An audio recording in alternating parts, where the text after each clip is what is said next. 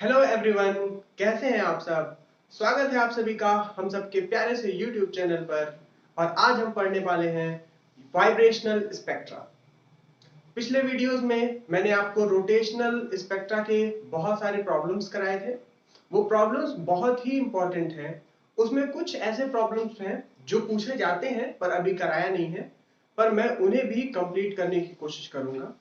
मैं आपको बता देता हूं वो प्रॉब्लम्स कौन से हैं। वो प्रॉब्लम्स हैं पॉपुलेशन डेंसिटी पर। वो प्रॉब्लम्स अभी मैंने नहीं कराए हैं, तो उन्हें भी मैं कवर करने की कोशिश करूंगा ताकि आपके हर एक कॉन्सेप्ट पर कोई ना कोई प्रॉब्लम जरूर हो जाए।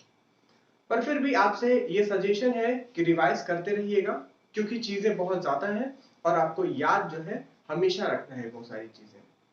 चलिए आज का कॉन्सेप्ट शुरू करते हैं। Vibrational spectra. देखिए, शुरुआत कहां से है कि हर एक मॉलिक्यूल के पास तीन तरह के जो डिग्रीज ऑफ फ्रीडम है। एक है आपका ट्रांसलेशनल, दूसरा रोटेशनल, तीसरा है वाइब्रेशनल। तो हम लोग आप जानते हैं कि पहले इंडिविजुअल की स्टडी करते हैं, उसके बाद उन्हें कंबाइन करके देखना चाहते हैं। तो हमारे पास रोटेशन की वजह से, मॉलिक्यूल के रोटेशन की वजह से क्या आ गया, रोटेशनल स्पेक्ट्रा आ गया। इसी तरह से मॉलिक्यूल को जब हमने एक फोटोन इंसिडेंट कराया प्रॉपर फ्रीक्वेंसी का, तो देखा कि मॉलिक्यूल वाइब्रेट भी कर सकता है। ठीक है, मॉलिक्यूल वाइब्रेट भी कर सकता है और मॉलिक्यूल के इस वाइब्रेशन की एनर्जी भी क्वांटाइज्ड होती है।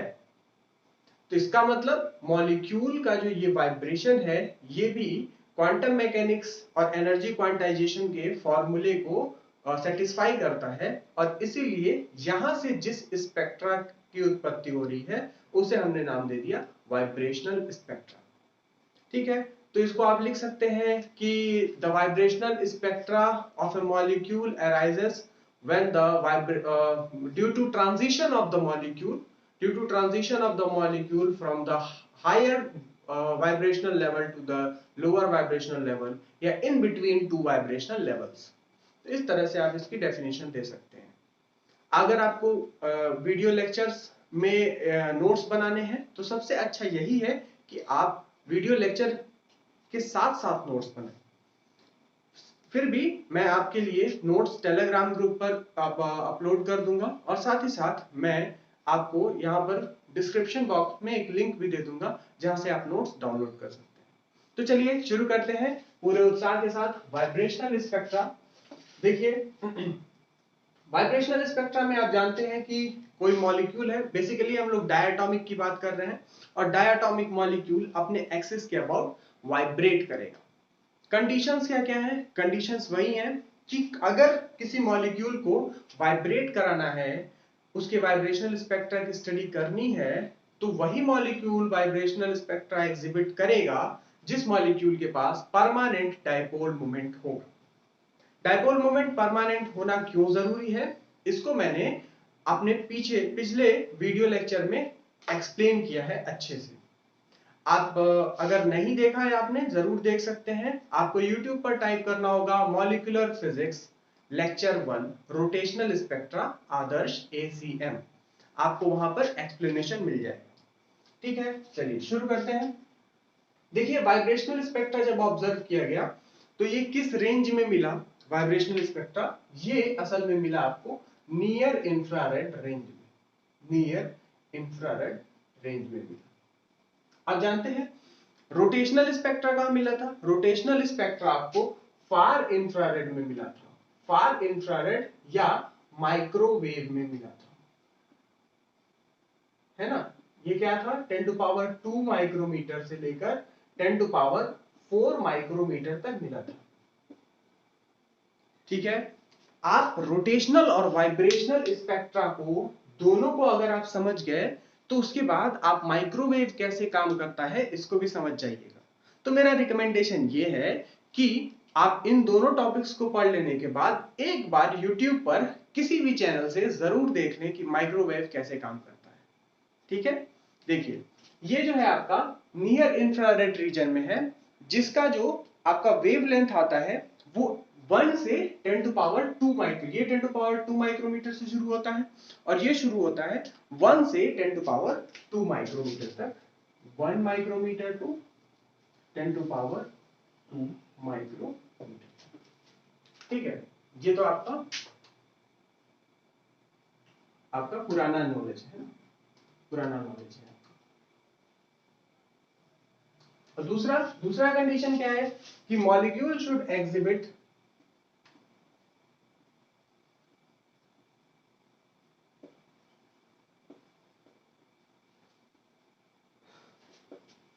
Permanent dipole moment.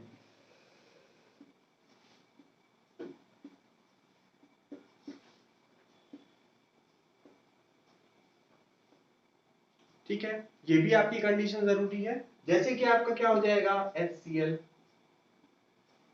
H2O, carbon monoxide, HBr, CHCl3, CH3Cl, और इस तरह के और भी मॉलिक्यूल्स जो परमानेंट डाइपोल मोमेंट रखते हैं, वही वाइब्रेशनल स्पेक्ट्रा भी शो करेंगे।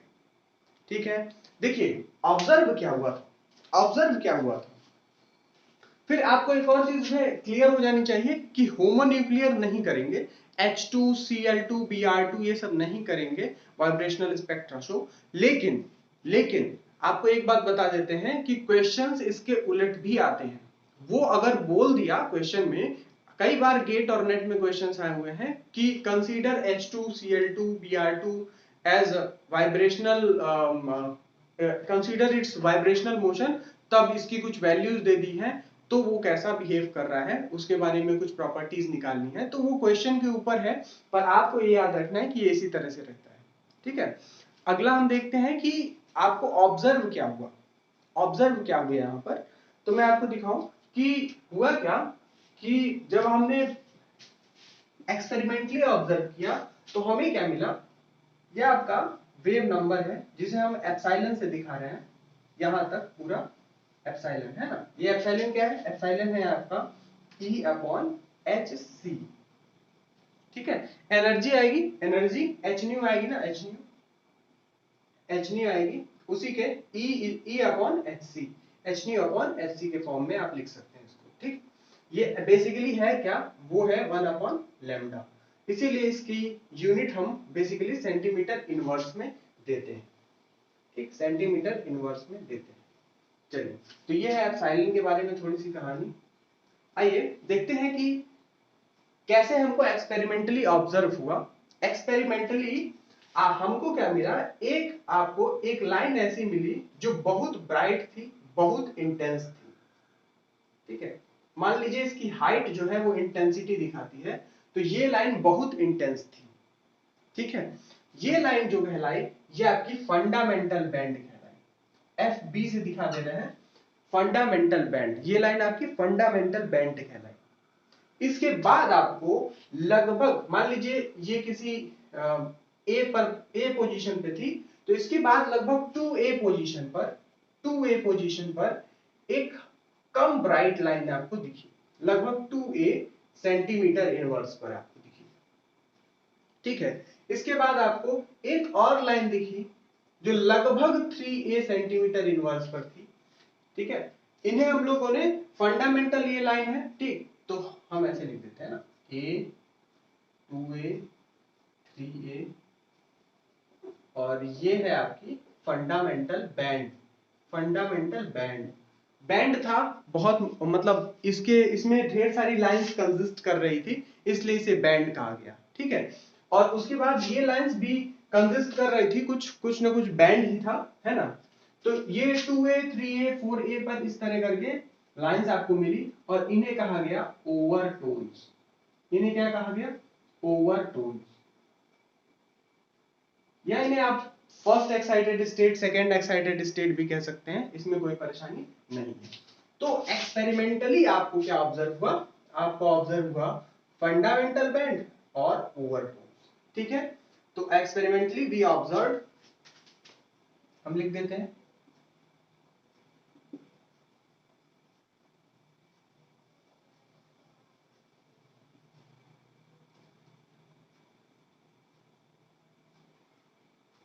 Fundamental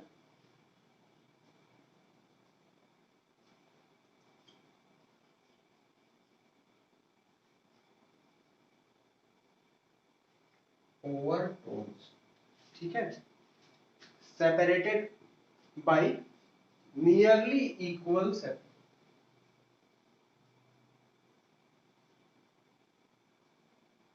separated by nearly equal wave number, ठीक है, separated by nearly equal wave number epsilon, ठीक है, नियरली इक्वल, जैसे एक ए पर है तो एक 2a पे है तो कितना सेपरेशन हुआ, a हुआ, एक 2a पर है एक 3a पर है तो कितना सेपरेशन हुआ, a हो गया। तो इस तरीके से हम एक्सपेरिमेंटल ऑब्जर्वेशन किए, ठीक, ये इसका बेसिस है, एक बार देख लीजिए, समझ लीजिए और नोट डाउन कर लीजिए, ठीक। इसके बाद हम आगे बढ़ते हैं। चलिए, तो अब जो है हमने ये देख लिया कि किस तरह से वाइब्रेशनल स्पेक्ट्रा आपके कंसिडरेशन में आया, क्या इसकी रेंज थी, क्या मॉलिक्यूल की प्रॉपर्टी होनी चाहिए और एक्सपेरिमेंटली आपको क्या दिखा। इसको ट्रीट करने के लिए सबसे अच्छा ऑप्शन क्या था कि आप स्प्रिंग मास सिस्टम कंसीडर करते, ठीक है, स्प्रिंग मास सिस्टम कंसीडर करते वाइब्रेशनल स्पेक्ट्रा को ट्रीट करने के लिए, क्योंकि मॉलिक्यूल क्या कर रहे हैं, वाइब्रेट कर रहे हैं। आप बॉन्ड को क्या मानते हैं, स्प्रिंग मानते हैं, ठीक है। तो इस तरह से आप स्प्रिंग मास सिस्टम कंसीडर करते, लेकिन क्वांटम मैकेनिक्स में इसे क्या कहते हैं, harmonic oscillator. Spring mass system यानी हार्मोनिक ऑसिलेटर, एक मॉलिक्यूल जो या एक एटम जो वाइब्रेट कर रहा है तो उसे हम हार्मोनिक ऑसिलेटर कहते हैं, ठीक है। यहां हार्मोनिक ऑसिलेटर की खास बात क्या होगी कि यहां पर दो मासेस हैं, ठीक है, यहां दो मासेस हैं तो इनका हम रिड्यूस्ड मास लेकर काम कर सकते हैं, ठीक। अब देखिए हार्मोनिक ऑसिलेटर जो है, तो हम क्या करेंगे, मॉलिक्यूल को ट्रीट करेंगे, ठीक है। ट्रीटमेंट क्या है वाइब्रेशनल स्पेक्ट्रा के लिए, सबसे पहला ट्रीटमेंट जो है वो आपका है कि molecule as an harmonic oscillator,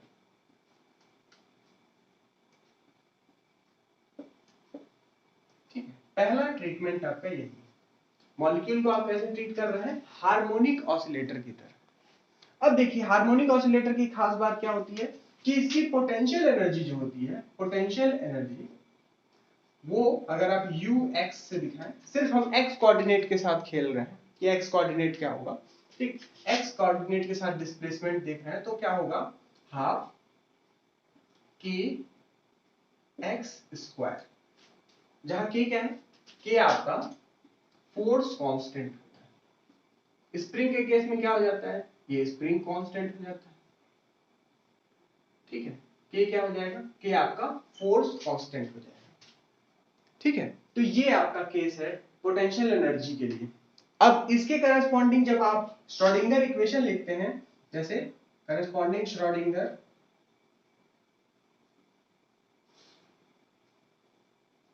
equation क्या आएगा, करस्पॉन्डिंग श्रोडिंगर इक्वेशन आएगा d2 psi upon dx square, क्योंकि यहाँ एक ही है, मान लीजिए एक ही आपका वेरिएबल है, x वेरी कर रहा है, ठीक है, और plus 2 mu upon h cross square e minus u x psi is equals to 0, ठीक है। इस तरह का आपका श्रोडिंगर इक्वेशन आएगा। आप जब लिखते हैं टाइम इंडिपेंडेंट श्रोडिंगर इक्वेशन तो आप जानते हैं E माइनस वी होता है, यहाँ V क्या होता है, पोटेंशियल होता है, तो उस पोटेंशियल की जगह ये रख देंगे हम, और ये म्यू क्या है, म्यू क्या है आपका रिड्यूस्ड मास है, ठीक है।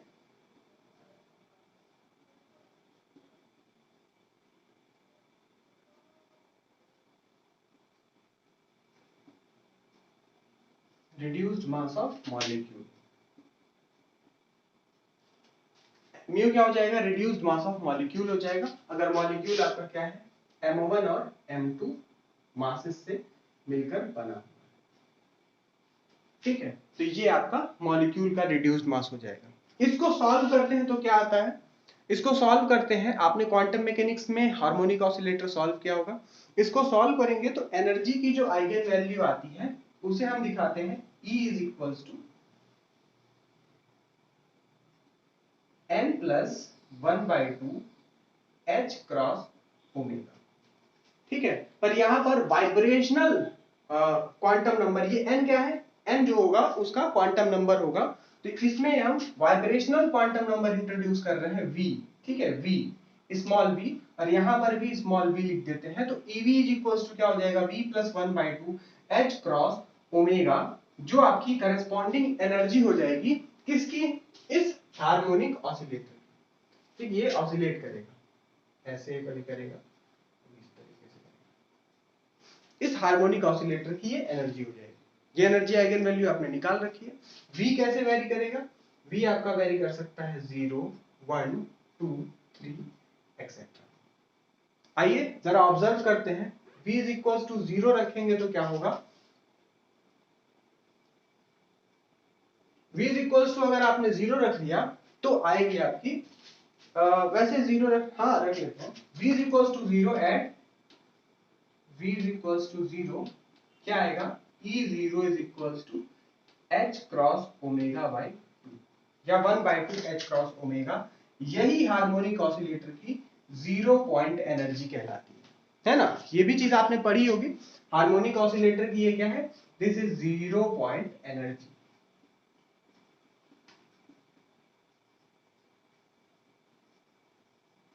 ऑफ हार्मोनिक ऑसिलेटर, H, ठीक है, हार्मोनिक ऑसिलेटर। ठीक, तो ये आपकी 0 पॉइंट एनर्जी है, लेकिन हम सारी बातें किस में करेंगे, हम बात करेंगे वेव नंबर में। ठीक है, तो इतना नोट डाउन कर लीजिए, फिर मैं इन सबको मिटाता हूं, फिर आगे बढ़ते हैं हम। चलिए, तो देखिए ये है आपकी एनर्जी आइगन वैल्यू और ये है आपकी 0 पॉइंट एनर्जी। ठीक है, अब हम बात करते हैं कि इसका क्या होगा वेव नंबर के टर्म्स में, हम क्या लिख लेंगे, वेव नंबर के टर्म्स में क्या लिखेंगे, तो in terms of wave number हम लिखेंगे in terms of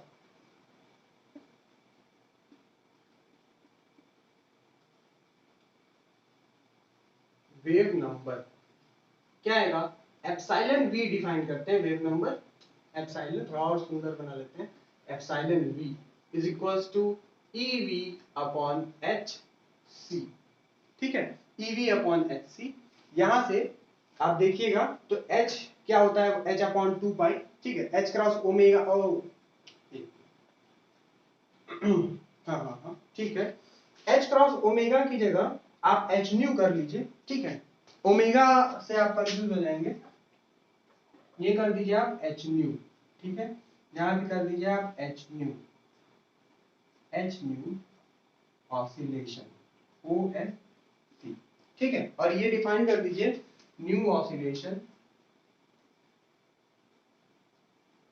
new oscillation, ये जो न्यू ऑसिलेशन है इज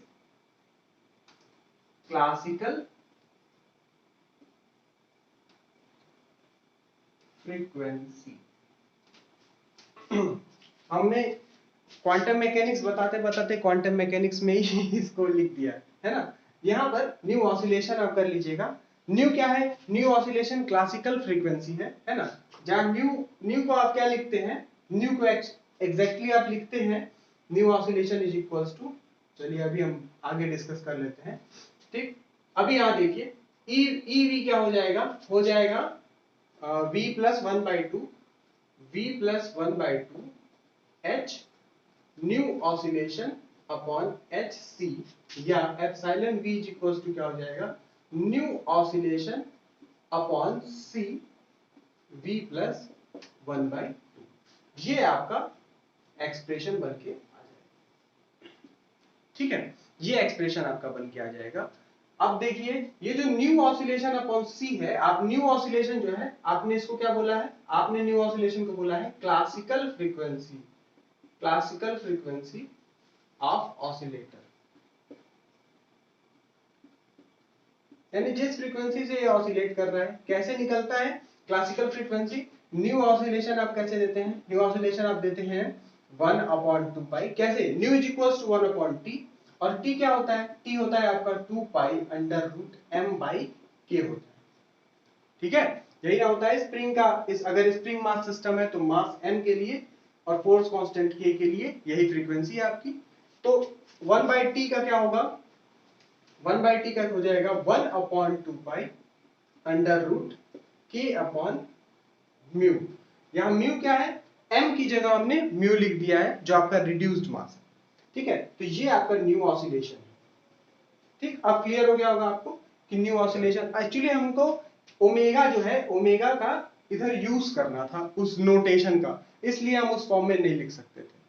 ठीक है, वो भी सही ही है क्योंकि आप जानते हैं ओमेगा क्या होता है, ओमेगा होता है 2 पाई न्यू, है ना। और h क्रॉस क्या होता है, h क्रॉस होता है h अपॉन 2 पाई। तो h क्रॉस ओमेगा क्या हो जाएगा, h क्रॉस ओमेगा जो हो जाएगा वो हो जाएगा h upon 2 pi into 2 pi nu oscillation. तो 2 पाई से 2 पाई कैंसिल हो गया, यानी h इंटू न्यू ऑसिलेशन। तो h cross omega h into new oscillation के बराबर ही है, पर हमें ओमेगा नोटेशन का यूज करना था, इसीलिए हमने ये सारी कहानी गढ़ी है। ठीक है, डोंट बी कंफ्यूज। तो ये है आपका न्यू ऑसिलेशन। पर हम इस न्यू ऑसिलेशन अपॉन सी को क्या करने वाले हैं, इस न्यू ऑसिलेशन अपॉन सी को ही, न्यू ऑसिलेशन अपॉन सी को ही हम लिखने वाले हैं ओमेगा ई। ठीक है, ओमेगा ई। ठीक, और अब ये एक्सप्रेशन क्या हो जाएगा, epsilon v is equals to nu omega v, omega E V plus 1/, जहां v क्या क्या वैल्यूज होंगी, v की वैल्यूज होंगी 0 1 2 एंड सो ऑन। ठीक है, तो इतना नोट डाउन कीजिए। अभी ये ओमेगा ई का क्या सिग्निफिकेंस है और किस तरह से आपका ट्रांजिशन लाइंस, कौन कौन सी लाइंस बनेंगी, एनर्जी लेवल्स, उनके बारे में हम चर्चा करते हैं। चलिए अब देखते हैं हम कि इस एप्सिलॉन वी के करस्पॉन्डिंग किस तरह से लेवल्स बनेंगे। ठीक है, और कैसा ट्रांजिशन होगा इस बारे में भी हम बात करते हैं।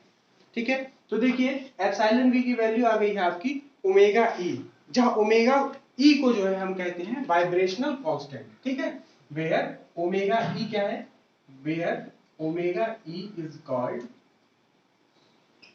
Vibrational constant.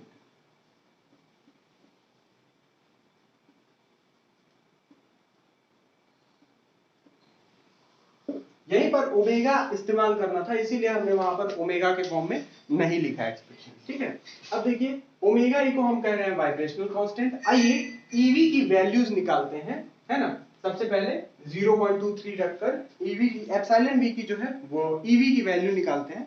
ठीक, तो क्या आ जाएगा, e v, hence e v can take values, direct लिखते हैं, hence e v can take values EV is equals to, सबसे पहले V is equals to 0 रखें तो क्या आएगा ओमेगा E by 2, फिर क्या आएगा V is equals to 1 3 omega E by 2, 5 omega E by 2, ठीक है 7 ओमेगा E by 2 और 9 omega E by 2 and so on.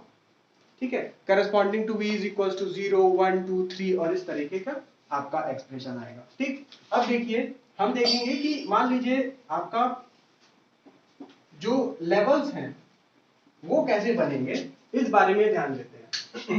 आपका पोटेंशियल कैसा है, पोटेंशियल कैसा है, पोटेंशियल आपका जैसे बोला जाता है ना कि particle in a square potential, square well, तो पोटेंशियल कैसे बनता है कि स्क्वायर के फॉर्म में बनता है। ठीक है, पर यहाँ पोटेंशियल कहाँ है, कैसा है, यहाँ पोटेंशियल है u is equals to half k x square. ठीक है, आप जानते हैं y is equals to x square के फॉर्म में है potential. y is equals to x square किसका इक्वेशन हो गया पैराबोला का इक्वेशन। ठीक है, तो क्या हो गया, पोटेंशियल आपका हो जाएगा पैराबोला के फॉर्म में, कुछ इस तरीके का पोटेंशियल हो जाएगा। ठीक है, इस तरीके का आपका पोटेंशियल हो जाएगा। अगर इधर आप y एक्सिस पे एप्सिलॉन प्लॉट करें, यानी वेव नंबर किसमें, सेंटीमीटर इनवर्स में, और इधर आप x के फॉर्म में प्लॉट करते हैं, तो इस तरीके का आपका पोटेंशियल आएगा। ओके, अब देखिए v is equals to 0 के करस्पॉन्डिंग एप्सिलॉन v क्या है, omega e by 2, v is equals to 0 के करस्पॉन्डिंग। तो आपके लेवल्स कैसे आएंगे, v is equals to 0। अब पहले डिफरेंस देख लेते हैं कि डेल्टा एप्सिलॉन v क्या होगा। ठीक है, सबसे पहले क्या आएगा, डेल्टा एप्सिलॉन v मतलब कि दो लेवल्स के बीच में कितना सेपरेशन है ना। तो मान लीजिए V1 epsilon V1 minus epsilon V2, sir ठीक है, इसको डेल्टा एप्सिलॉन V1 कर देते हैं, तो ये क्या आ जाएगा 3 omega by 2 minus omega by 2 यानी ओमेगा ई, ठीक है। Epsilon V2 minus epsilon V1 अगर करें हम तो ये कितना आएगा, epsilon V2 minus epsilon V1, तो 5 बाई 2 माइनस 3 बाई 2 2 बाई 2 1 आ जाएगा, यानी ये भी ओमेगा ही आएगा। Epsilon V3 minus epsilon V2 करें तो ये भी क्या आएगा 7 omega E by 2 minus 5 omega E by 2, ये भी क्या आएगा आपका एप्सिलॉन ई ही आएगा। यानी कि जो लेवल्स होंगे आपके, इनके बीच में जो एप्सिलॉन का सेपरेशन होगा वो बराबर होगा। यानी कि अगर आप V इक्वल्स टू 0 के करस्पॉन्डिंग एक लेवल यहां बनाते हैं, इसकी वैल्यू क्या होगी omega E by 2, omega E by 2। तो अगला V इक्वल्स टू 1 के करस्पॉन्डिंग किधर होगा, यहां V equals to 1, epsilon V क्या होगा 3 ओमेगा ई बाई 2। अगला क्या होगा 2 के corresponding V equals to 2 5 omega E by 2। अगला 3 के करस्पॉन्डिंग 7 ओमेगा ई बाई 2, और इसी तरीके से आप आगे के लेवल्स बनाते जाएंगे। ठीक है, सुंदर दिख रहा है, बराबर है, हाँ ठीक है। तो इस तरीके के आपके लेवल्स बनेंगे, इक्विडिस्टेंट लेवल्स हैं। अब देखना है हमको सिलेक्शन रूल क्या है, तो सिलेक्शन रूल हम यहां लिख देते हैं स्पेशली, है ना, सिलेक्शन रूल। सिलेक्शन रूल है delta V equals to plus minus 1, ठीक है, delta V equals to plus minus 1। पर यहां पर भी एब्जॉर्प्शन होता है, ठीक है, क्या होता है एब्जॉर्प्शन होता है, ठीक। तो हमको एब्जॉर्प्शन स्पेक्ट्रा दिखेगा। एक बात और आपको ध्यान देने वाली है कि V इक्वल्स टू 0 के करस्पॉन्डिंग एप्सिलॉन वैल्यू जो है, ई वैल्यू जो है आपकी ओमेगा ई बाई 2 है। क्यों है, क्योंकि यहाँ पर 0 पॉइंट एनर्जी, कुछ एनर्जी जरूर है यहाँ पर, ठीक है, नहीं तो क्या होता ये V इक्वल्स टू 0 एकदम यहाँ नीचे होता, ठीक है। तो क्या होता एप्सिलॉन की वैल्यू 0 इस एक्सिस पर, इस एक्सिस पर क्या होती एप्सिलॉन की वैल्यू 0 होती, तो ये पैराबोला इससे टच करके हुए जाता, पर ऐसा है नहीं। अगर पैराबोला टच भी करेगा तो भी V इक्वल्स टू 0 इस लाइन पर नहीं रहेगा, क्योंकि इसके पास क्या है ऑलरेडी 0 पॉइंट एनर्जी है, ठीक। अब देखिए हम क्या देखना चाहते हैं, हम देखना चाहते हैं सिलेक्शन रूल के हिसाब से क्या होगा, आपकी एक लाइन जो आएगी ट्रांजिशन +1 के करस्पॉन्डिंग ही देखेंगे, क्योंकि एब्जॉर्प्शन स्पेक्ट्रम। तो क्या होगा कि मॉलिक्यूल एनर्जी एब्जॉर्ब करके हायर स्टेट में जाएगा। क्या हो सकता है मॉलिक्यूल 0 से 1 में चला जाए, फिर क्या हो सकता है मॉलिक्यूल 1 से 2 में चला जाए, 2 से 3 में चला जाए, 3 से 4 में चला जाए, 4 से 5 में चला जाए, 5 से 6 में चला जाए, ठीक है। थोड़ा सा इधर ज्यादा जगह बचे है ना, थोड़ा सा आप इसको अच्छे से बना लीजिएगा,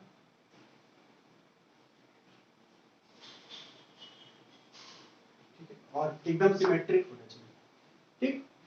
तो ये देखिए हमने एक ही के ऊपर क्यों बनाया है इसको, क्योंकि हर एक ट्रांजिशन के करस्पॉन्डिंग, चाहे आप 0 से 1 में जाए, है ना, 0 से 1 वाला एप्सिलॉन 1 माइनस 0 से 1 में जाए तो कितना वेव नंबर चेंज होगा आपका omega E.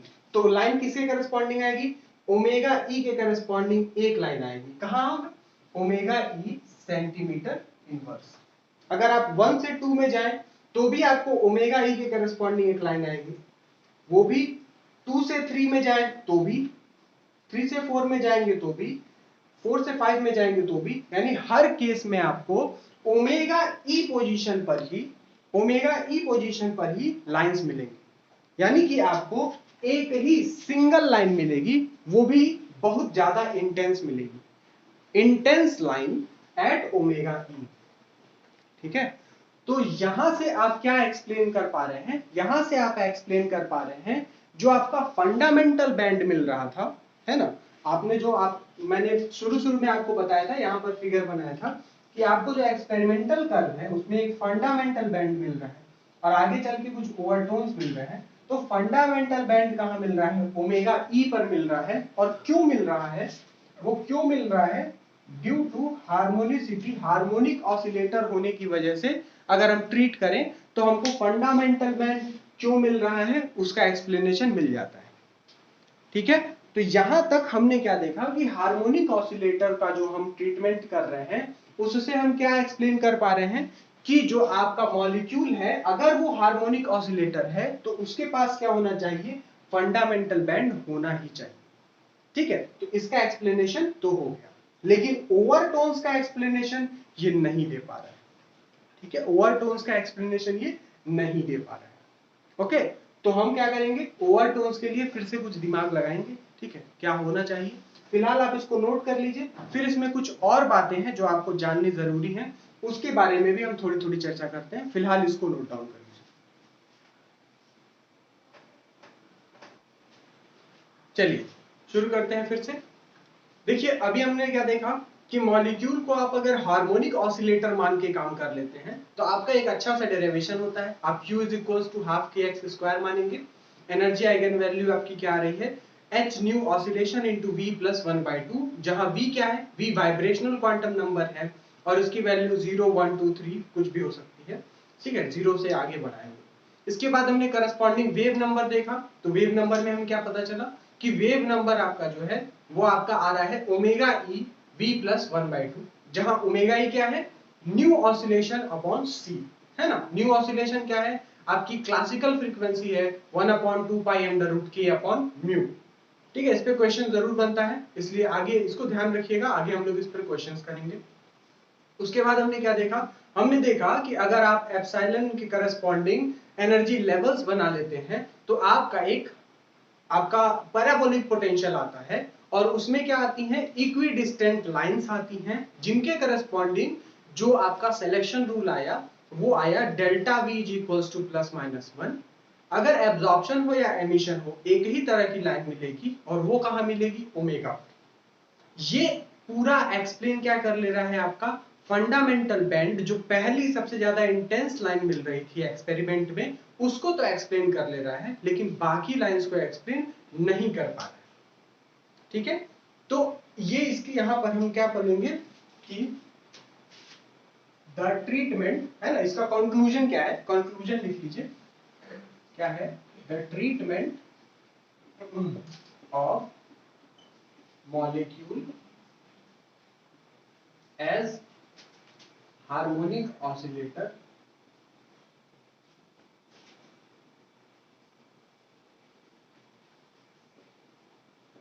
could explain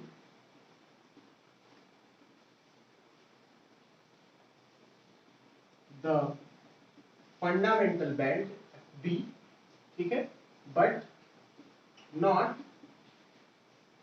the overtones। ठीक है, ये बता दिया। अब एक और चीज इसमें है, वो ये है कि जो आपकी करस्पॉन्डिंग ओमेगा ई की वैल्यू आती है ना, ओमेगा ई की जो वैल्यू आती है उसका ऑर्डर 10 टू पावर 3 होता है, 10 टू पावर 3 सेंटीमीटर इनवर्स। ठीक है, 10 टू पावर 3 सेंटीमीटर इनवर्स होता है।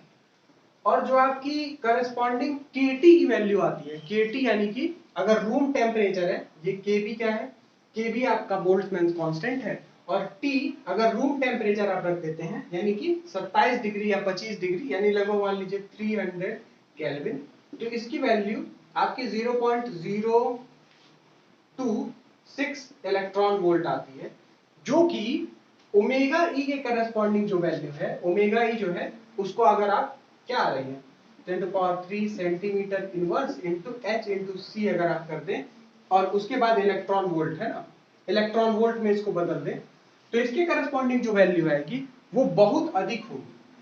यानी कि अगर मान लीजिए मॉलिक्यूल आपका इस पोटेंशियल वेल में ट्रैप्ड है, V इज इक्वल्स टू 0 है, ठीक है, V इज इक्वल्स टू 0 है और ये V इज इक्वल्स टू 1 है। ठीक है, दो लेवल्स हैं आपके। अब आप ये सोचिए कि आप टेम्परेचर 300 डिग्री सेंटीग्रेड पर थोड़ा सा और 300 केल्विन है, आप थोड़ा सा और टेम्परेचर बढ़ा दें और मॉलिक्यूल इस लेवल से इस लेवल में पहुंच जाए तो ऐसा संभव नहीं है। ठीक है, ऐसा संभव नहीं है, इसकी संभावना कम है, यानी प्रोबेबिलिटी बहुत कम है। ठीक है, इसकी प्रोबेबिलिटी क्यों कम है, क्योंकि ये जो है आपका एनर्जी सेपरेशन, ये कैसे डिफाइंड होता है? ये डिफाइंड हुआ है ओमेगा ई से, है ना, epsilon 2 minus epsilon 1 minus epsilon 0, ठीक है। तो ये कैसे क्या आया है? ओमेगा ई, और ओमेगा ई के करस्पॉन्डिंग जो एनर्जी है वो मच मच ग्रेटर देन है वो केबी के करस्पॉन्डिंग जो एनर्जी है। यानी अगर आप देखिए रूम टेम्परेचर पर किसी मॉलिक्यूल को, तो उस मॉलिक्यूल के लगभग सारे, किसी मतलब सैंपल को ले लें तो उसके लगभग सारे मॉलिक्यूल्स इसी स्टेट में लाई करेंगे, 1 में बहुत कम मॉलिक्यूल्स लाई करेंगे, और 2 में 3 में तो संभावना और भी कम होने लगेगी, ठीक है, वो 0.000 में जाने लगेगा, ठीक है। तो एक और पॉइंट बहुत ज्यादा इंपॉर्टेंट आपको ये ध्यान रखना है कि at room temperature most of the molecule lie in V is equals to 0 state, ठीक है, या 0 पॉइंट एनर्जी स्टेट में लाई करते हैं, ठीक है। इस पॉइंट को भी अपने शब्दों में लिख लीजिएगा, नोट करके लिख लीजिएगा, है ना। Eight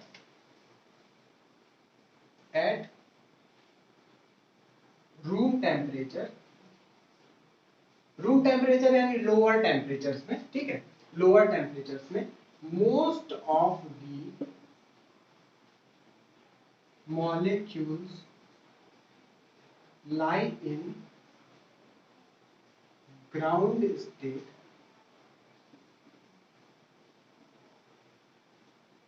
of vibrational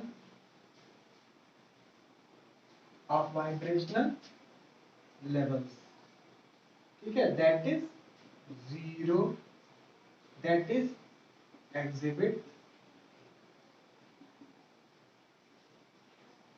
zero point energy, ठीक है। ये एक आपका इंपॉर्टेंट कंक्लूजन है। तो यहां पर molecule as an harmonic oscillator यहां पर खत्म होता है, ठीक है, इसे नोट डाउन कर लीजिएगा। उसके बाद हम देखेंगे कि मॉलिक्यूल का जो एग्जैक्ट आपका जो पिक्चर था, यानी कि ये वाला, ये पिक्चर कैसे पाया जाएगा, ठीक है। तो इसे हम मिटा देते हैं, उसके बाद हम एग्जैक्ट पिक्चर के बारे में बात करते हैं। चलिए, अब ये देखा गया कि जो एक्सपेरिमेंटल कर्व है आपका, उसके बारे में थोड़ी सी और स्टडी की गई, तो देखा गया कि आपका जो ये फर्स्ट फंडामेंटल बैंड आ रहा है, सेकेंड वाला जो ओवरटोन है, मतलब फर्स्ट ओवरटोन है, वो ये अगर ओमेगा ई पर है तो ये 2 ओमेगा ई से थोड़ा सा पहले है ना, एग्जैक्टली 2 ओमेगा ई पर ये नहीं है, ठीक। फिर एक है आपका 3 ओमेगा ई, तो तीसरा जो है वो एग्जैक्टली 3 ओमेगा ई पर नहीं है, बल्कि उससे थोड़ा सा पहले।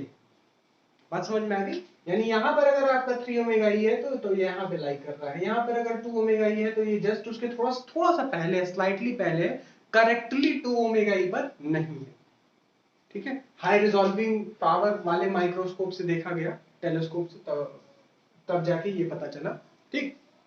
तो एग्जैक्टली 2 ओमेगा ई पर भी नहीं है, पहली बात। पहला प्रॉब्लम आपका क्या है कि ओवरटोन्स बन कैसे रहे हैं, ठीक है, सबसे पहली प्रॉब्लम तो यही है। और दूसरा कि ये एग्जैक्टली 2 ओमेगा ई पर क्यों नहीं है, 2 ओमेगा ई 3 ओमेगा ई पर क्यों नहीं है, ठीक है।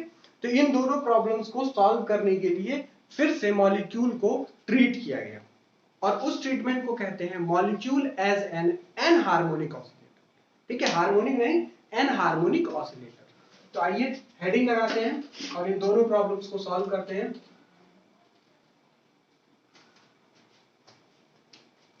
दूसरा आपका जो ट्रीटमेंट है वो है मॉलिक्यूल एज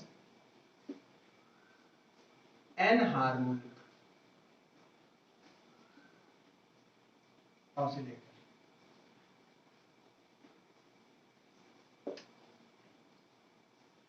पहले हार्मोनिक था, अब एनहार्मोनिक ऑसिलेटर हो।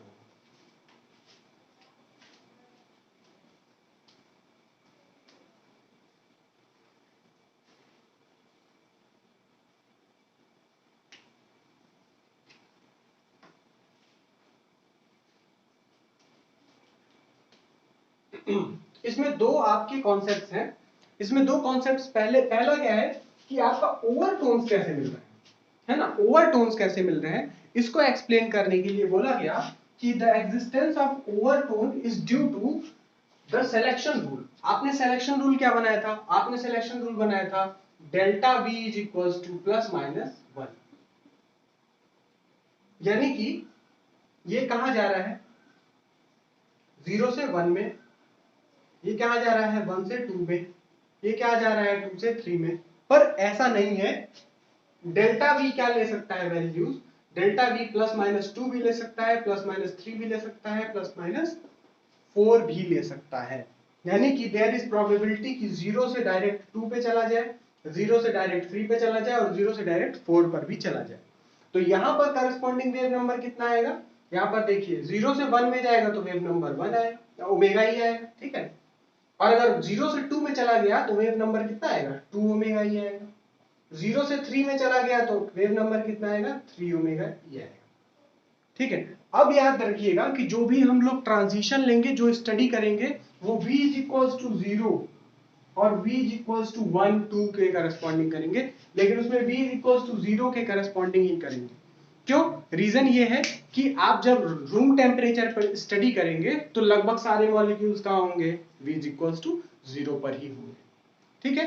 तो पहली चीज कि ये v इज इक्वल्स टू 0 पर है, ठीक। अब बात यह है कि अगर ये 0 पर है, इसको सफिशिएंट एनर्जी दे तो ये हर तरफ चले जाना चाहिए, है ना। तो आप ये तो एक्सप्लेन कर दिए कि ओमेगा ई 2 ओमेगा ई 3 ओमेगा ई पर आपको ओवरटोन्स मिलेंगे। कैसे एक्सप्लेन आपने कर दिया, सिलेक्शन रूल चेंज करके। लेकिन ये ओवरटोन एग्जैक्टली 2 ओमेगा ई पर नहीं है, एग्जैक्टली 3 ओमेगा ई पर नहीं है, थोड़े थोड़े पहले ही है। तो ये क्या हो गया, एग्जैक्टली 2 ओमेगा ई 3 ओमेगा ई पर नहीं है, इसको कैसे एक्सप्लेन कीजिएगा। तो इसको एक्सप्लेन कहा गया कि देखिए ये जो आपने हार्मोनिक पोटेंशियल वेल जो लिया है, ये पैरा हार्मोनिक पोटेंशियल वेल ना होकर एन हार्मोनिक पोटेंशियल वेल, ठीक है। ये पोटेंशियल वेल कैसा है, एन हार्मोनिक है, ठीक। असल में ये कैसा है, बिल्कुल इस तरीके का, इस तरीके का पोटेंशियल होना चाहिए, इसको कैसा, ऐसा होना चाहिए, लेकिन ये इस तरीके का पोटेंशियल वेल है। ऐसा पोटेंशियल वेल कब आता है, जब आप जैसे जब एक्सपेंशन करेंगे, है ना, एक्सपेंशन करेंगे तो क्या करेंगे, ux लिखा था आपने, उसमें क्या आया हाफ के एक्स स्क्वायर, ठीक है। एक और टर्म माइनस जी एक्स क्यूब जो है उसको आप ऐड कर लें। ये कैसे ऐड हो रहा है, इसके लिए आप अगर देखेंगे तो u होता है ना, u इज इक्वल्स टू होता है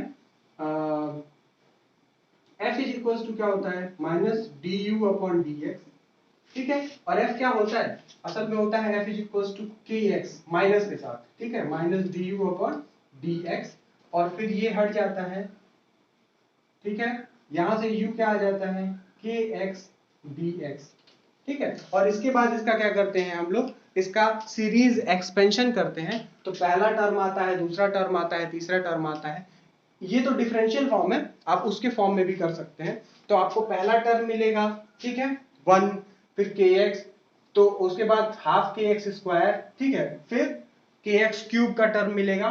तो ये जो सीरीज एक्सपेंशन है वो उसकी वजह से x square x cube x to the power 4 के टर्म्स मिलते जाते हैं, ठीक है। तो ये चीज भी आपने कर रखी है, वहीं से ये होकर आया है, ठीक। तो हम दोनों बातें जान गए कि पहला आपका सिलेक्शन रूल चेंज होगा, दूसरा मॉलिक्यूल हार्मोनिक ऑसिलेटर ना होकर एन हार्मोनिक ऑसिलेटर है, ठीक है। तो हम क्या लिखते हैं कि the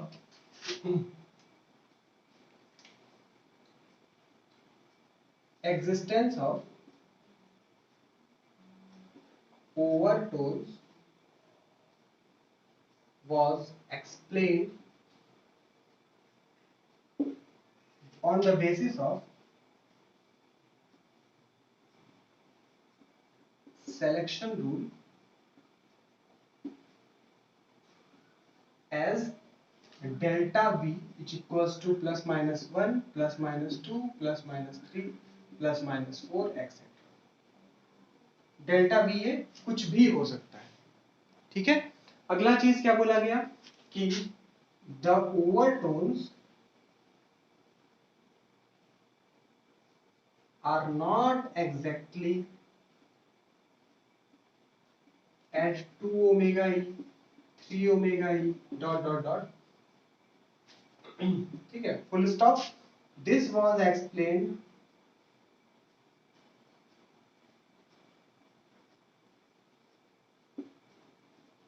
using the concept that molecule is anharmonic oscillator. ठीक है, that is its potential energy is ux is equals to half kx square minus gx. ठीक है, g एक और कांस्टेंट है. ठीक है, ये है एन हार्मोनिक कांस्टेंट है एन हार्मोनिक टर्म के लिए. ठीक है, तो ये दो पॉइंट्स हैं जिनके बेसिस पे एक्सप्लेन किया गया था. ठीक, अब देखिए, अब हम इसको देखेंगे, यहां का मिटा देते हैं और फिर हम देखते हैं कि इसकी वजह से करस्पॉन्डिंग एनर्जी टर्म और वेव नंबर टर्म्स क्या क्या आए.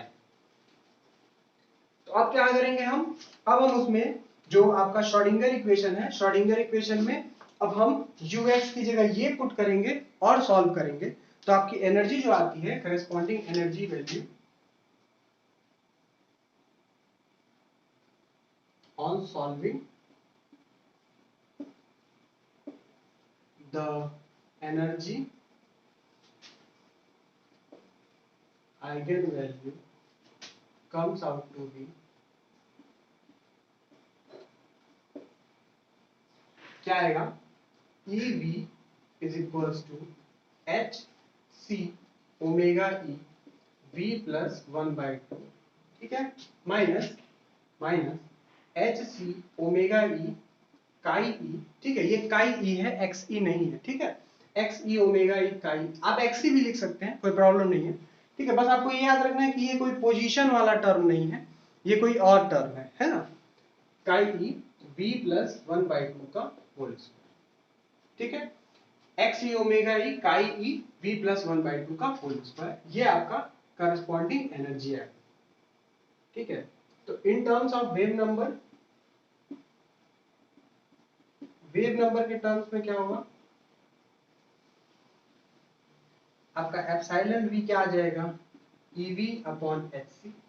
इस फॉर्मूले को इसी तरह से लिखा ही गया है कि यहां से HC कैंसिल हो जाए और आपका आ जाएगा ओमेगा E V plus 1/2.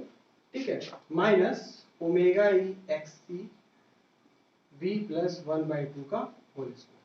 ठीक है, यहां साफ दिख रहा है ना, V plus 1/2 का होल स्क्वायर. ठीक है, V plus 1/2 का होल स्क्वायर. ठीक, तो ये जो आपका टर्म है ये आ गया आपका वेव नंबर के फॉर्म में. ठीक है, यहां पर देखिए, एक ये जो टर्म आ रहा है ये हार्मोनिक टर्म है. ठीक है, हार्मोनिक टर्म.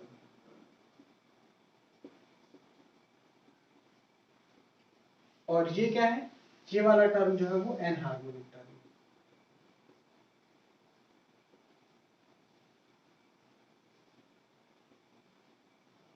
ठीक है, पर ये देखा गया कि जो XC की वैल्यू है वो बहुत छोटी होती है. ठीक है, XC की वैल्यू बहुत छोटी होती है लेकिन पॉजिटिव होती है. ओके, XC की वैल्यू जो होती है, XC या काई E की वैल्यू जो होती है वो ग्रेटर देन 0 तो होती है, but omega E is much greater than काई E.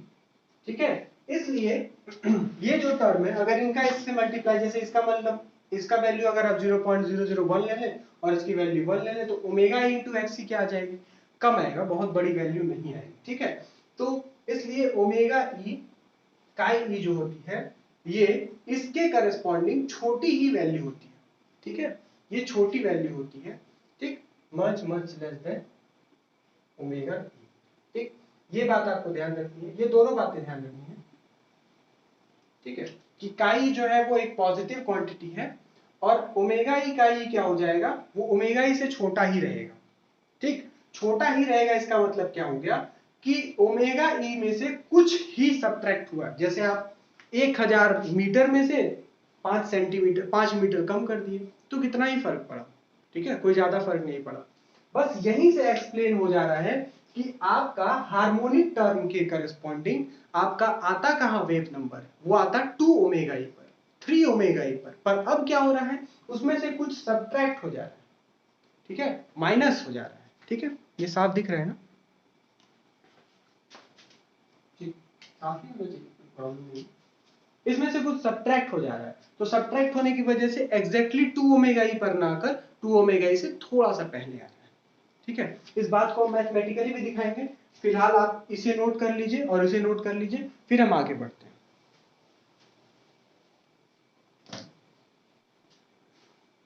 चलिए देखिए, हमने यहां तक तो कंक्लूजन निकाल लिया।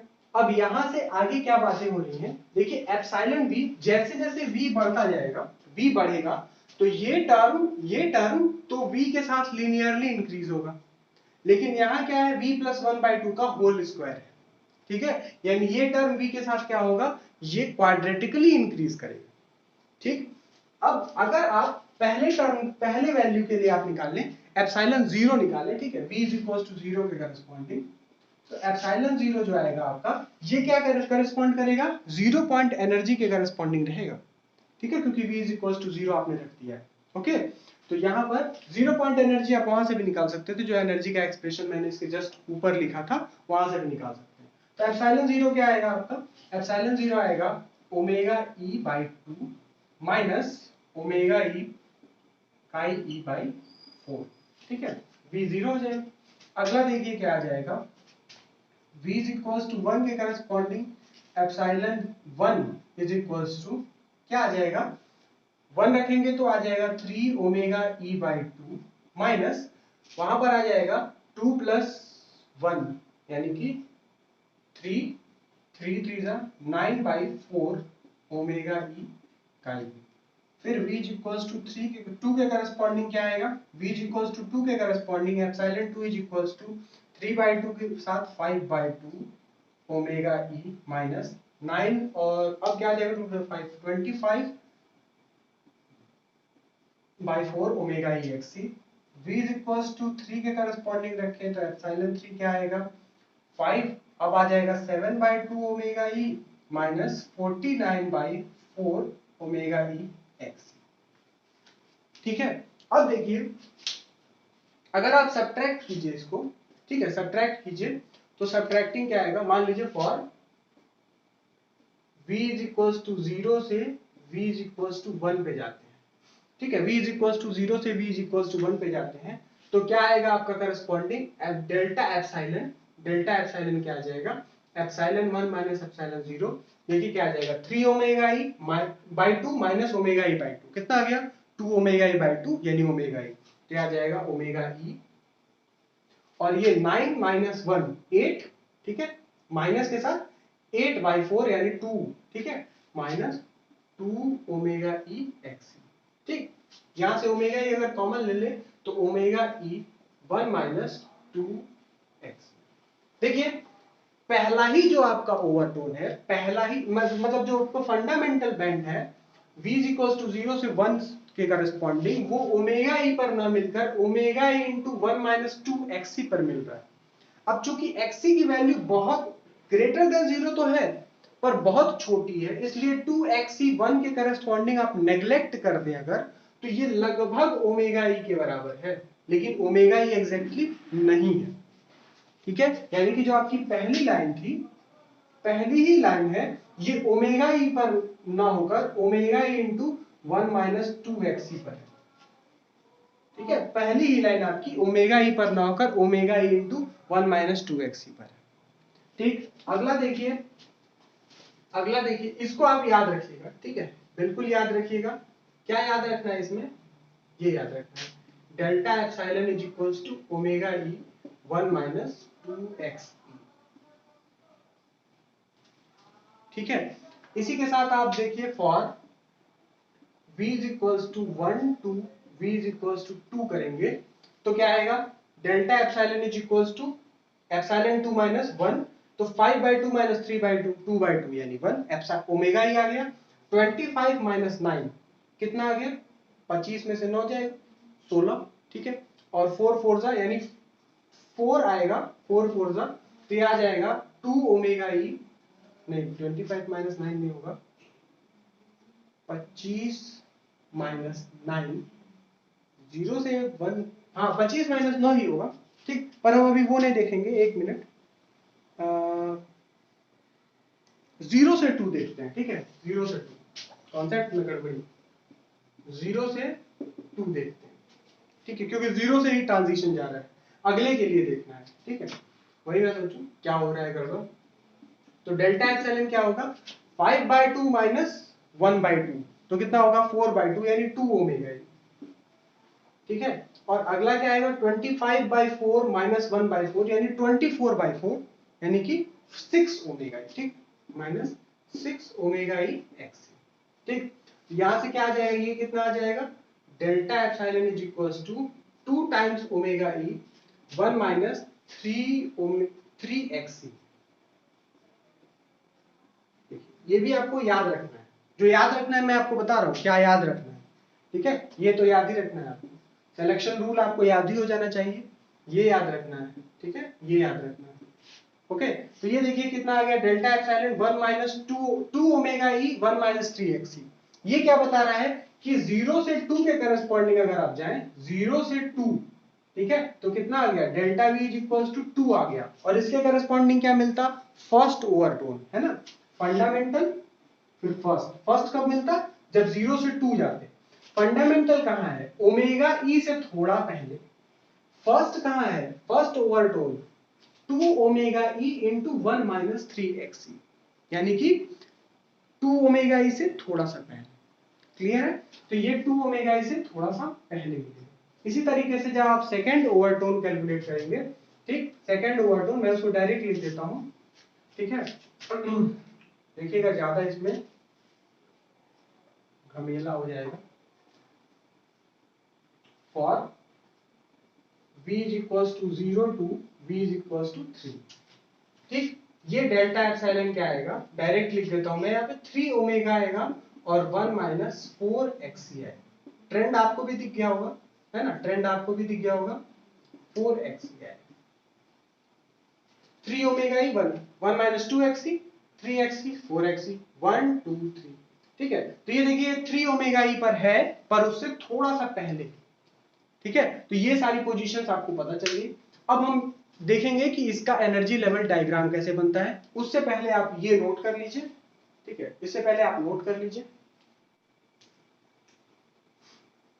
चलिए अब देखिए, हमें एनर्जी लेवल डायग्राम बनाना है। उसके लिए सबसे पहले हम बनाएंगे पोटेंशियल वेल, ठीक है। तो पोटेंशियल वेल जो अब आपका बनेगा वो बनेगा एन हार्मोनिक पोटेंशियल वेल, कुछ इस तरीके का, ठीक है। इस तरीके का आपका पोटेंशियल वेल बनेगा, हमेशा दूसरी बार लगाना चाहिए, ठीक है। इस तरीके का आपका पोटेंशियल वेल बनेगा। इसमें हम एप्सिलॉन वैल्यूज लेंगे सेंटीमीटर इनवर्स में, और यहां पर हम एक्स ले रहे हैं।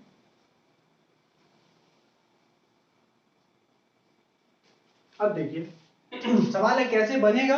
तो आप देख रहे हैं कि जब आप एप्सिलॉन की वैल्यू लिख रहे हैं तो आ रहा है ओमेगा ई v प्लस 1/2 का होल स्क्वायर माइनस ओमेगा ई एक्स सी v प्लस 1/2 और v प्लस 1/2 का होल स्क्वायर। जैसे जैसे v वैल्यूज बढ़ती जाएंगी, ओमेगा यानी ये जो पोजीशन है उसमें से ये इसके साथ साथ ये तेजी से सब्ट्रैक्ट होता जाएगा। यानी कि जो आपकी लाइंस होंगी यानी लेवल्स होंगे, levels are not equi distant,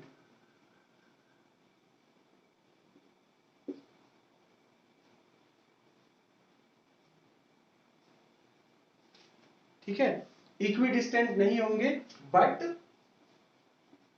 there separation decreases with increasing v, ठीक है। Levels are not equidistant but their depth separation decreases with increasing v। ये बात आपको ध्यान में रखनी है, ठीक। इसका मतलब क्या हुआ कि v इज इक्वल टू 0 के करस्पॉन्डिंग ये लेवल होगी, यहाँ v वैल्यूज लिखेंगे, ठीक है। एप्सिलॉन वैल्यूज अब नहीं लिख सकते हैं, ठीक है।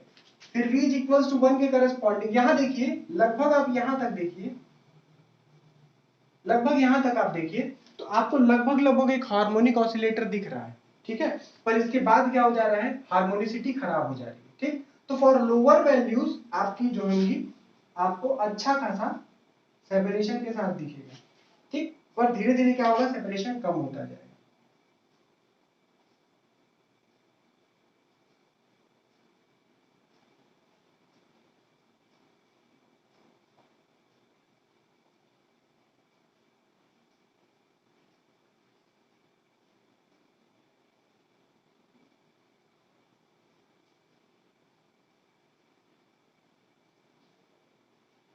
और अब एक लास्ट आएगा, है ना, ये चीज मैं ऐसे कर देता हूं,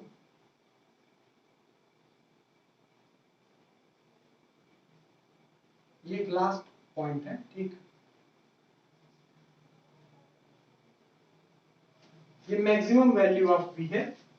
अभी आपको इसके बारे में और भी सारी चीजें बताएंगे, ठीक। ज्यादा ही सुंदर बन गया, थोड़ा सा और इसको खराब बनाते हैं,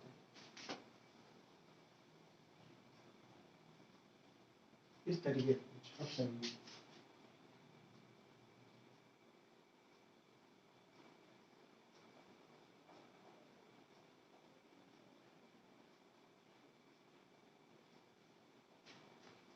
ठीक है, अब सही है थोड़ा, है ना, अब सही है थोड़ा। देखिए अब आपका सिलेक्शन रूल क्या है, सिलेक्शन रूल आपका क्या है कि डेल्टा भी कैसे कैसे बदल सकता है, डेल्टा भी बदल सकता है +-1 से भी, +-2 से भी, +-3 से भी, और इस तरह से किसी भी तरीके से बदल सकता है, ठीक है। तो अब आप +-1 के करस्पॉन्डिंग देखेंगे तो आपको कैसा मिलेगा, +-1 के करस्पॉन्डिंग 0 है, ये 1 है, 2 है, 3 है, 4 5 6, और यहाँ पर v की मैक्सिमम वैल्यू है, ठीक है, v मैक्स। अभी इसके बारे में भी हम चर्चा करेंगे, बस भूल ना जाए। देखिए v इज इक्वल टू 0 से 1, 1 से 2, 2 से 3, 3 से 4, 4 से 5, ठीक है। ये सारी वैल्यूज आप लेंगे, जिसके करस्पॉन्डिंग अब आपको क्या मिलने वाला है, इसके करस्पॉन्डिंग आपको मिलेगा फंडामेंटल फंडामेंटल बैंड। अब यही यही बात यहाँ पर बहुत इंपॉर्टेंट है कि हमने हमेशा से इसको बोला फंडामेंटल बैंड, न कि इसको बोला फंडामेंटल लाइन। क्यों बैंड बोला, क्योंकि देखिए यहां पर ओमेगा ई, इसके पास भी ओमेगा ई ही आएगा, ठीक है, बस थोड़ा सा और कम सेपरेशन हो जाएगा। यहां पर भी सेपरेशन ओमेगा ई आएगा, बस थोड़ा सा और कम सेपरेशन हो जाएगा। तो कुल मिलाकर लाइंस ओमेगा ई पर ही मिलेंगी, बस थोड़ा थोड़ा सेपरेटेड मिलेंगी। तो ये क्या करेगा, ये एक बैंड बना लेगा, है ना। ये सारी लाइंस अभी भी ओमेगा ई पर हैं, पर ओमेगा ई से कुछ आगे कुछ पीछे, कुछ आगे कुछ पीछे, तो वो कुल मिलाकर क्या बना ले रही हैं, बैंड बना ले रही हैं। इसलिए ये क्या बन रहा है, फंडामेंटल बैंड एट ओमेगा ई, ठीक। पर पर्टिकुलरली ओमेगा ई पर नहीं है, ये है कहाँ, ये हम लोग फंडामेंटल बैंड ही लिख देते हैं, ये आएगा कहाँ, ओमेगा ई 1-2xe, ठीक है। अगला सिलेक्शन रूल आपका क्या है, delta v is equal to +-2, ठीक है। एब्जॉर्प्शन है तो +2 कर लेते हैं, 0 से +2, 0 से +2 के करस्पॉन्डिंग देखिए 2 ओमेगा ई आ रहा है, ठीक है, 2 ओमेगा ई आ रहा है। तो 2 ओमेगा ई क्या होगा, यहां से थोड़ा सा और आगे 2 ओमेगा ई पर 2 ओमेगा ई से थोड़ा सा कम, ठीक है। तो यहां आपका फर्स्ट ओवरटोन आ गया, फर्स्ट ओवरटोन, इसकी पोजीशन भी आप लिख सकते हैं। फिर आपका v इज इक्वल टू 0 से 3 पर, ये सिलेक्शन रूल के अकॉर्डिंग भी जा सकते हैं आप। तो 0 से 3 पर जब आप जाएंगे तब आपका सेकंड ओवरटोन मिलेगा, लेकिन लेस इंटेंस मिलेगा, क्योंकि इतनी एनर्जी आपको लेना बहुत मुश्किल है कि आप 0 से 3 पे जाएं। 0 से 1 पे जाना ही मुश्किल है ना, 0 से 1 पे ही रूम टेम्परेचर पे जाना मुश्किल है। तो 0 से 3 के वाले ट्रांजिशन और भी कम पॉसिबल है। तो वो देखिए वो 3 ओमेगा ई पर मिलेगा, ये आपका क्या है, सेकेंड ओवरटोन है, ठीक है। तो कुल मिलाकर हमने क्या क्या बातें कर ली, हमने देखा कि क्यों आपका ये जो सिलेक्शन रूल है ये क्या बताता है कि आपका second overtone, third overtone, fourth overtone मिलेगा। दूसरा एन हार्मोनिक जो आपका टर्म है half k x square minus जी एक्स क्यूब, ये जी एक्स क्यूब आ जाने की वजह से एन हार्मोनिक हो गया है ये आपका पोटेंशियल वेल। उसके बाद हमने क्या देखा कि करस्पॉन्डिंग जब एप्सिलॉन की वैल्यू हम निकाले तो वहां से ये निकाले कि levels are not equidistant but their separation decreases with increasing v. तो क्या हो गया कि लेवल्स अब क्या हो गया, सेपरेशन इनका डिक्रीज होता गया। ठीक है, तो यहां पर हम क्या पा गए कि आपका सेपरेशन डिक्रीज होता चला जा रहा है और एक टाइम पर v की एक मैक्सिमम वैल्यू आ जा रही है। अभी इसके बारे में हम चर्चा करेंगे। ओके, और दूसरी चीज हमने क्या देखी कि ये डेल्टा एप्सिलॉन किस तरह से अपनी वैल्यूज ले रहा है, यानी कि आपका first over fundamental band, first overtone और सेकंड ओवरटोन की पोजीशंस क्या क्या आ रही है।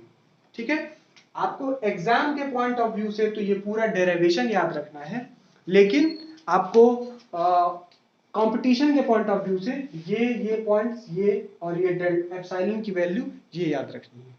ठीक है, तो इतना आप नोट डाउन कर लीजिए, फिर हम इसको कंक्लूड करते हैं। चलिए, तो अब इसका कंक्लूड करते हैं लास्ट कॉन्सेप्ट के साथ, ये वी मैक्स क्या है।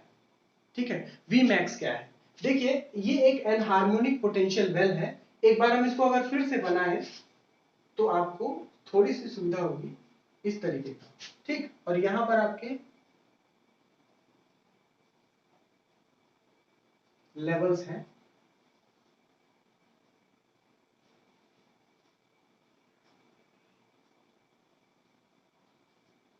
ठीक है, हमने दूर इसलिए बनाया है ताकि आपको अच्छे से समझा सके।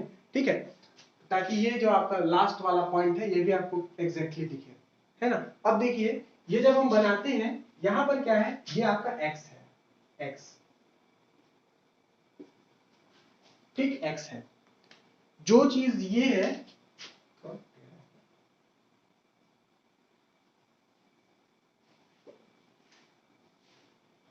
सुंदर भी दिखना चाहिए।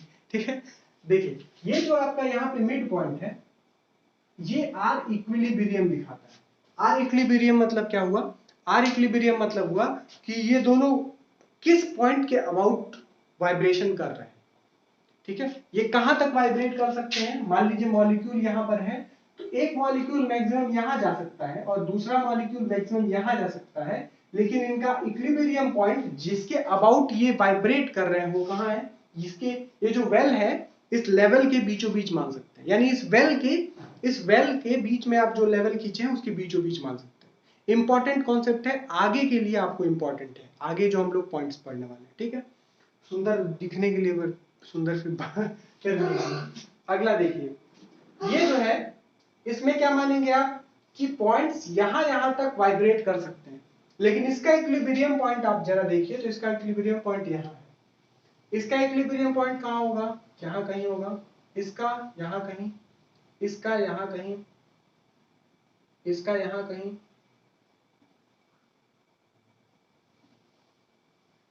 और इस तरीके से इक्विलिब्रियम पॉइंट शिफ्ट हो रहा है। ठीक है, इक्विलिब्रियम पॉइंट क्या हो रहा है, शिफ्ट हो रहा है, बदल रहा है। ठीक है, इक्विलिब्रियम पॉइंट शिफ्ट हो रहा है। अब क्या हो रहा है, इसका मतलब क्या हुआ, दूसरी चीज मॉलिक्यूल का वाइब्रेशन का एम्पलीट्यूड भी बढ़ता जा रहा है, मॉलिक्यूल के वाइब्रेशन का एम्पलीट्यूड भी बढ़ता जा रहा है। तो ये दो पॉइंट आप नोट कीजिएगा।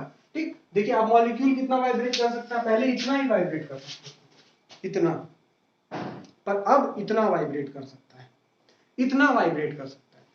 एक ऐसा भी तो टाइम आएगा कि मॉलिक्यूल इतना ज्यादा एम्पलीट्यूड पालेगा कि ये बॉन्ड को ब्रेक कर देगा।